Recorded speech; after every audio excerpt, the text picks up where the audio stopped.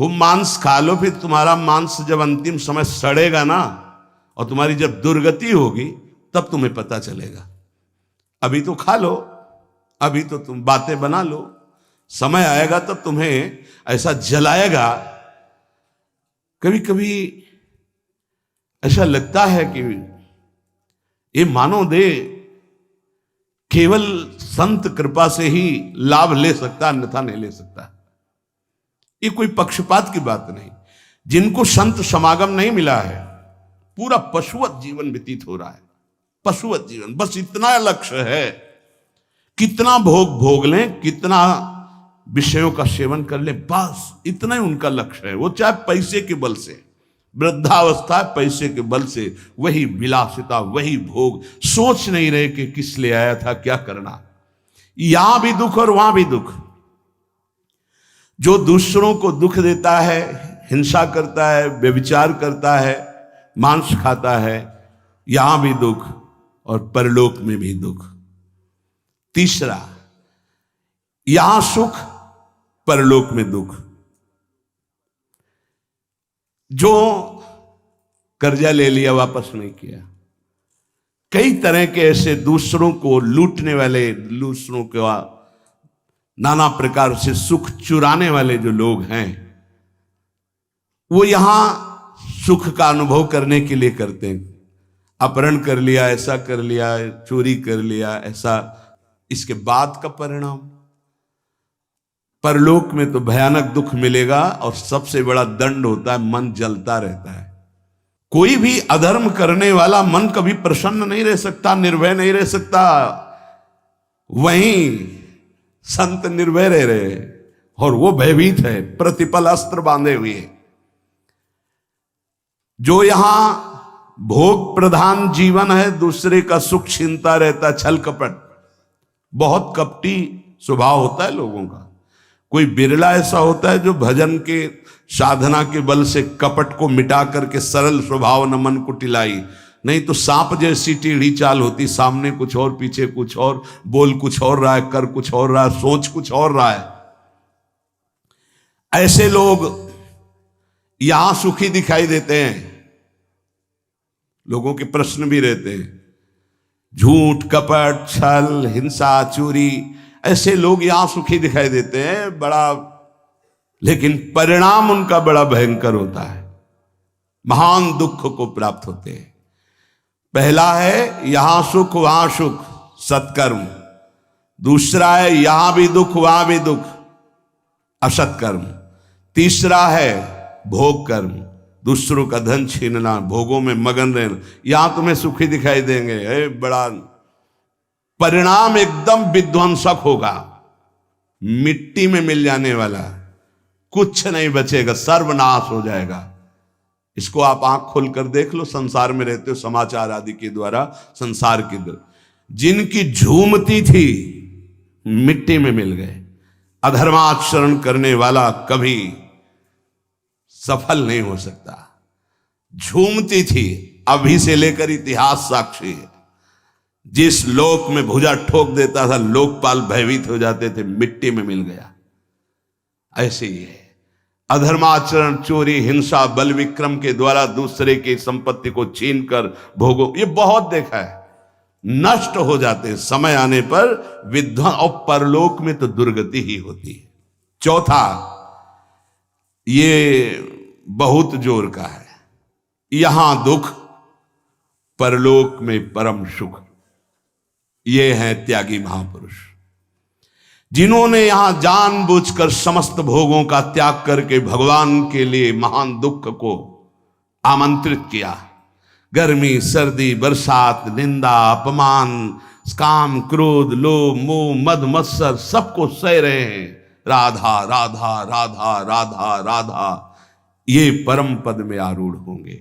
तपस्वी, नाम जापक, व्रत उपवास, योगाभ्यास, साधना, इनके द्वारा पूरे जीवन कष्ट सहते रहते हैं और जगत मंगल और परम पद की प्राप्ति, ये चार प्रकार के कर्म होते हैं, जिनमें यहां सुख वहां सुख, उदान, पुण्य, सत्कर्मादि, जिनमें यहां दुख और परलोक में दुख, पापाचरण, एक शब्द में बोल सकते हैं पापाचरण, तीसरा भोगाचरण, जिसमें यहां सुखी दिखाई दे रहे लेकिन परलोक में इनकी दुर्गति होगी। दुखिया को न सताइए, दुखिया देगा रोए, और जब दुखिया के मुखिया सुने तो तेरी गति का होए। किसी को कमजोर समझकर आप फंसा दिए या कष्ट दे दिए या मार दिए और आप पदवी पे पहुंच गए, तो परम पदवी वाला जब दृष्टि डालेगा तो तुम्हारी धज्जियां उड़ जाएंगी। ये बहुत होश में, जो शब्द दूसरे के हृदय में चोट पहुंचाकर परम पद में पहुंचा दे, वही साधु के शब्द होते हैं। उठो, जागो, भूल मत करो। अगर यहां तुम सुखी होने के लिए अधर्माचरण से धन ले लेते हो, चाहे जो हो, तो परिणाम में तुम्हें बड़ा भयंकर दुख भोगना पड़ेगा। इसलिए हम प्रार्थना करते हैं, अंदर की हालत को मजबूत करना है तो दुखियों को मत सताना, निर्दोषों को दंड मत देना, पैसे के लिए किसी को गलत मत फंसाना। नहीं, चाहे जितना बड़ा अधिकार आपको मिला हो, वो अधिकार भी एक समय का है, इसके बाद नहीं। फिर तुम्हें जो कर्म का दंड मिलेगा वो भोगना पड़ेगा। त्रिभुवनपति अधिकार प्राप्त है महाराज नहुस को, भूल गए अपने कर्तव्य को और पदाभिमान में गलत आचरण में कदम रख दिया तो अजगर की योनि प्राप्त हुई, भ्रष्ट हो गए देवराज इंद्र पद से।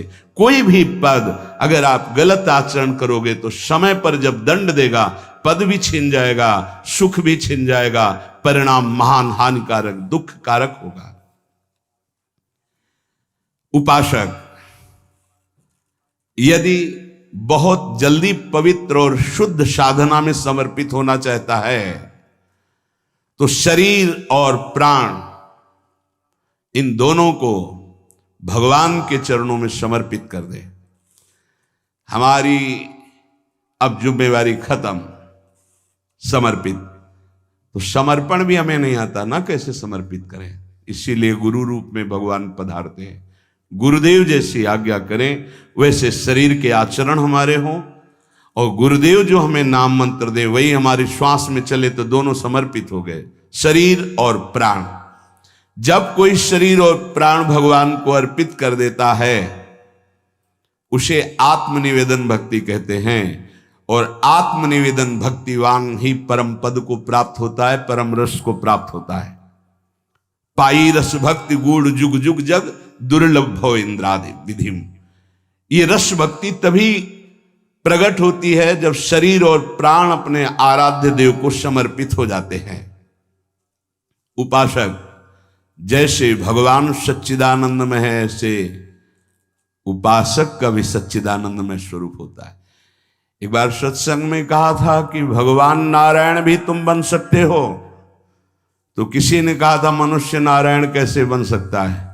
देखो सीढ़ी है, नारायण नर बन सकते हैं ना, तो सीढ़ी बन गई, उतर गए ना, उसी सीढ़ी में चढ़ जाओ तो नर नारायण बन जाएगा।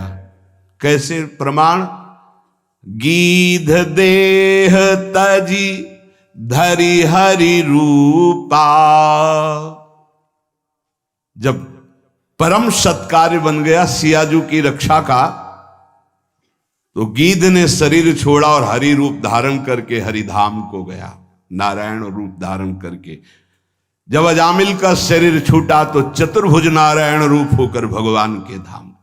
जब धुंधकारी का प्रेत योनि छूटी तो चतुर्भुज भगवान के पार्षद लेने आए थे, चतुर्भुज रूप पार्षद रूप हरि रूप धारण करके भगवान के धाम को चला गया।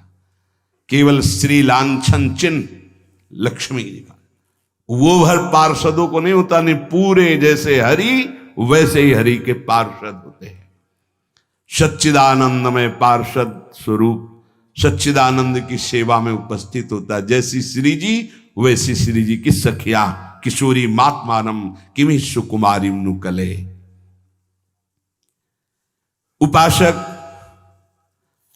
अपनी उपासना को चुरा के रखे, नहीं तो कोई चुरा लेगा। हम जो साधना करते हैं किसी को पता नहीं होना चाहिए। हमारा अहम कहता है कि हम सबको बता दे, इतने माला जपते हैं, ये करते हैं, ये करते हैं। पूज्य पादुड़िया बाबा कह रहे हैं, उपासक अपनी उपासना को चुरा के रखना। ये चुराने